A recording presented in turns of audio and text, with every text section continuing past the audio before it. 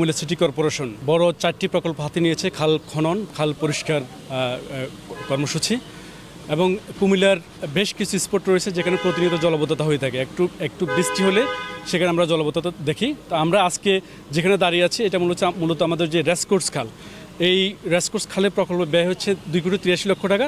এটি এই জায়গা থেকে শুরু করে শাসনগাছা হয়ে পাসপোর্ট অফিস হয়ে আমাদের একবারে কদমতলী পর্যন্ত খাল খনন এবং প্রশস্তকরণ, সেই সাথে পরিষ্কার করার কাজ চলমান থাকবে। যে অ্যাপ্রোচ রোডটা হয়েছে, এই অ্যাপ্রোচ রোডের কারণে দীর্ঘদিন এখানে জলাবদ্ধতা ছিল এবং এই অঞ্চলের মানুষ বিগত বেশ কয়েক বছর তারা কষ্ট করেছে। আজকে এইটা আমরা উচ্ছেদ করেছি। আমরা দেখেছি এখানে 2 লেয়ারের পাইপ ছিল, যেটির ডায়া ছিল প্রায় 4 ফিট।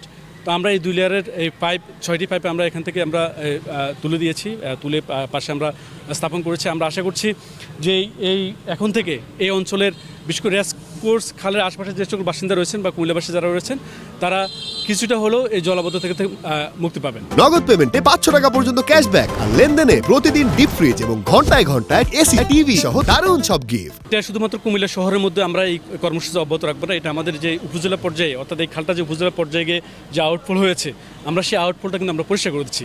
তো এই 4টা এই খাল, যেটা আমরা মনে করি যে 4টা খাল পরিষ্কার করতে পারলে আমাদের যেই কুমিল্লার যে মেইন স্পটগুলো যেখানে আমরা জলাবদ্ধতা আমরা প্রতিনিয়ত দেখি, আশা করছি এটা ইমপ্রুভ হবে। খাল খনন কর্মসূচি বা খাল পরিষ্কার এটা আমাদের সবসময় রেগুলার কাজ করে থাকি এবং এটা রুটিন ডিউটি আমাদের সিটি কর্পোরেশনের। যে পাইপগুলো আছে এগুলো আসলে একটা অবস্ট্রাগল হয়েছে, পাইপের ভিতরে মাটি ছিল যার কারণে ফ্লো হচ্ছিল না, যার কারণে এই পাইপগুলা বন্ধ ছিল, এই কারণেই আমার পাইপগুলো অপারেশন করেছে। আসলে বিষয়টা এরকম না, আমরা এখানে পার্মানেন্ট একটা ব্রিজের প্রভিশন আছে এবং আমরা সিটি কর্পোরেশন থেকে পিডব্লিউডি না করলে আমরা সিটি কর্পোরেশন থেকে করে দিব এবং আমাদের একটা ঠিকাদারও নির্বাচন করা হয়েছে এবং ওখানে একটা পার্মানেন্ট ব্রিজ হবে যাতে নিচের পানিটা যে ফ্লোটা যাতে ঠিক থাকে, এখানে যাতে অবস্ট্রাগল না হয়।